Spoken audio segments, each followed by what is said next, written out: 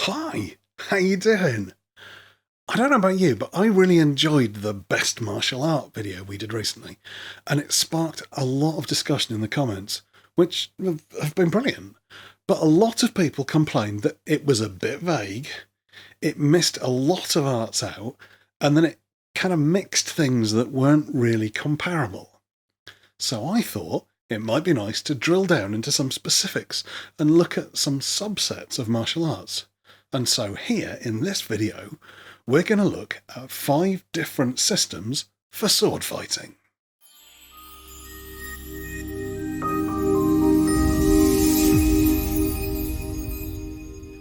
Before I get going, let's address the elephant in the room, and that's my voice.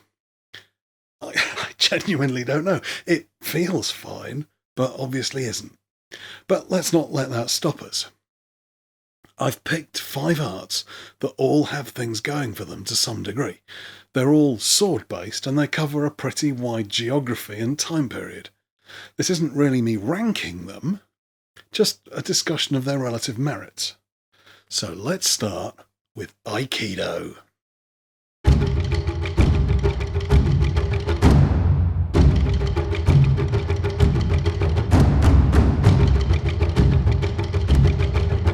You're not really surprised, are you?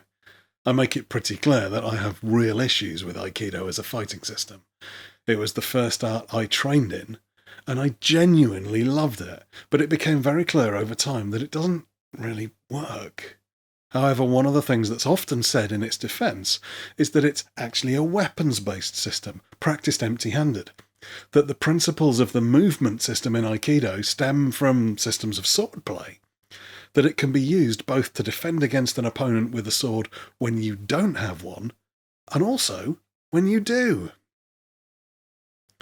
I mean, it's very pretty, but are we looking at an effective system of weapons-based combat here? No? There's no way we can say with any honesty that these techniques would work against anyone with both a degree of skill and a genuine intent to hit you. Let's be honest, they probably only need an intent to hit you and they don't really need the skill. But does that mean it's worthless though? Arguably not. If you Google the benefits of Aikido, you get this list: aerobic conditioning, increased strength and flexibility, improved posture, enhanced sense of timing, better reactions, coordination, and improved balance. Other benefits include pain relief, better cardiovascular health, and reduced blood pressure. I'm probably not going to argue with any of that. It's not really fighting. Second, we have Kendo.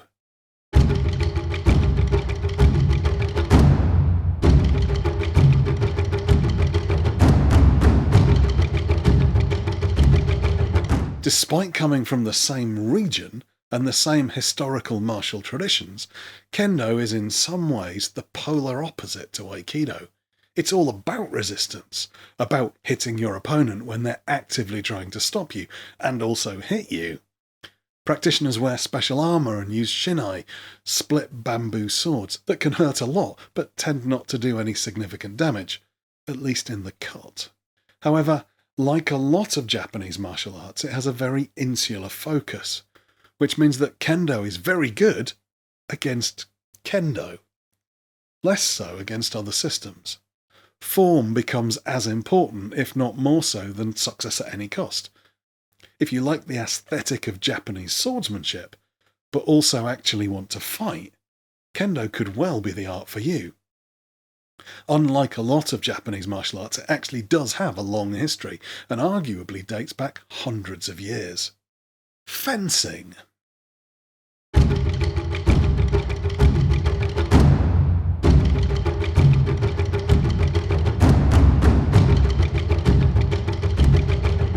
Now, you can argue that fencing is simply a catch-all term for any form of sword-based fighting.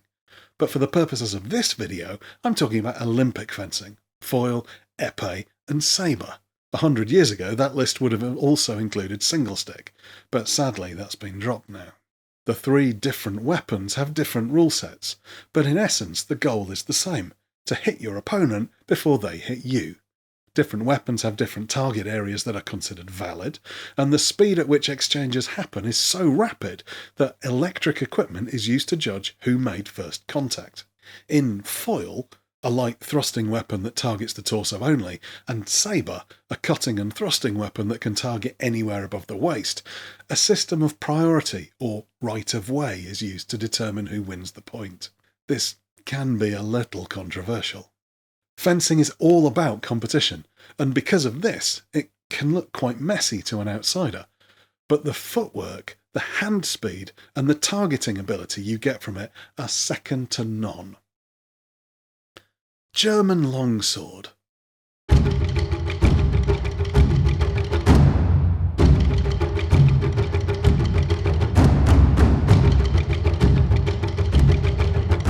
I couldn't make a video on sword-based fighting without including at least one proper HEMA system, and I figured that Lichtenauer School Longsword is probably the biggest group.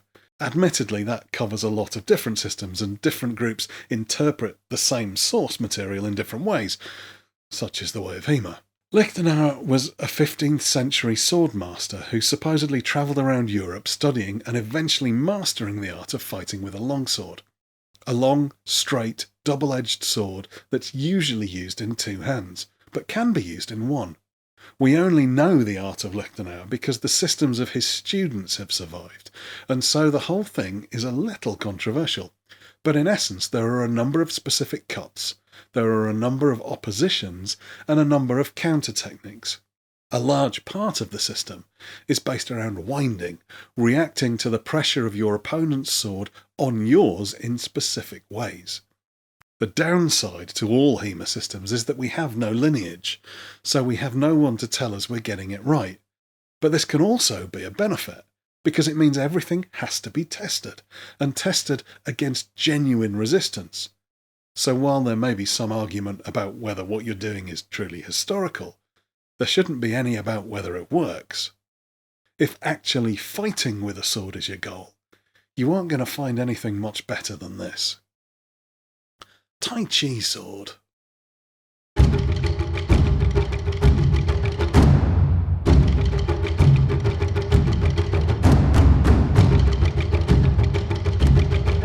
A lot of Tai Chi sword work is about single-person drills and forms, but plenty of people drill swordwork against an opponent who's actively resisting, with the goal of getting a genuine touch. There are even some competitions. Swordwork is sometimes described as the highest form of Tai Chi training, but like a lot of Tai Chi, it tends to be done relatively slowly with an emphasis on correct breathing, relaxation, and inner calm. Practitioners claim the art dates back thousands of years. Some state the ultimate goal is to successfully attack without ever contacting the blade of your opponent, but some base their entire art on using the constant contact between the two blades to dictate the movements they make. So there's clearly a lot of variation in Tai Chi swordwork. If you like the aesthetic of it, then the chances are you're going to be able to find a system that works for you the way you want. So, over to you. Do you practice a system of sword-based martial arts? Do you agree with what I've said? Which systems did I miss from the list? Stick something in the comments and we'll have a natter. If you've enjoyed this video or found it interesting, then the chances are you'll like some of my older videos and the videos I'll be making in the future. If that's the case, please consider subscribing to the channel. If you want to support me in making more in-depth content, then you can do that in a couple of ways. Firstly, by hitting the thanks button under the video, and secondly, by signing up over at Patreon. If you're still here, right at the end of the video, fight team!